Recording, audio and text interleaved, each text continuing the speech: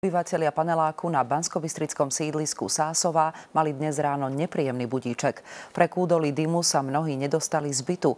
Na pomoc čakali pri otvorených oknách. Požiar zachvátil až 8 poschodí.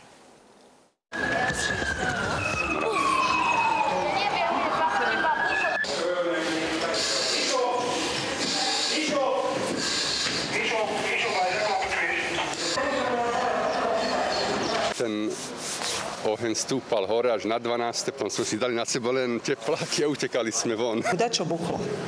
Áno. No a už nad nami behali ľudia. Myslela som najprv, že deti behajú. No a manžel šiel vonku a tu už šľahali vlastne plamene. Mnohí v tom čase ešte stále spali. Skoro ráno sa navzájom budili susedia. Kto ešte stihol, vybehol na dvor.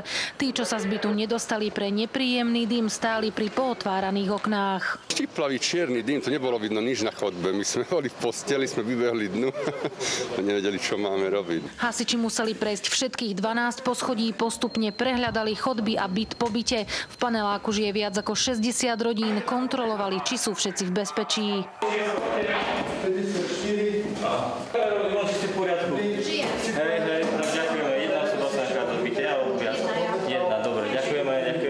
Požiar sa začal šíriť zo 6. poschodia až po 12. poschodie. Pri požiari nebol nikto nadýchaný s plodinami horenia. Zasahovali s dýchacími prístrojmi na tvárach, po chodbách s nulovou viditeľnosťou, išli iba po hmate.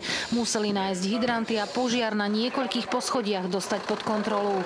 V dome zhorela elektroinštalácia na niekoľkých poschodiach. Sa jedná o požiar elektrickej rozvodni bytového domu. Predbežné škody ešte vyčíslené nie sú, známa nie je ani príčina požiaru. Celý dom je bez elektriny. Ako dlho, takto si dnes netrúfa odhadnúť nikto. Ľudia balia veci a kto môže, ide na víkend preč. No to bude katastrofa. No, už sme volali známym, že či môžeme prísť k ním, aspoň na tie 2 dní.